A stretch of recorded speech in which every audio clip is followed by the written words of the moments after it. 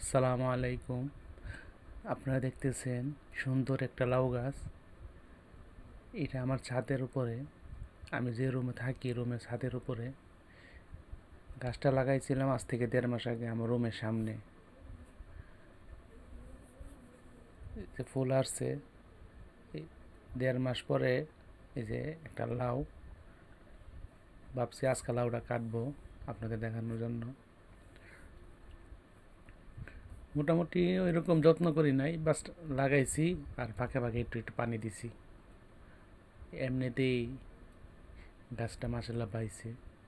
ছাদের মধ্যে আছে, নিচে আছে অনেকগুলো, কিন্তু লাউ একটাই আসছে, বাকিগুলো নষ্ট হয়ে গেছে। ওইরকম সময় নাই, যত্ন নেওয়ার মতন সময় নাই, কাজ কাম ব্যস্ত থাকি।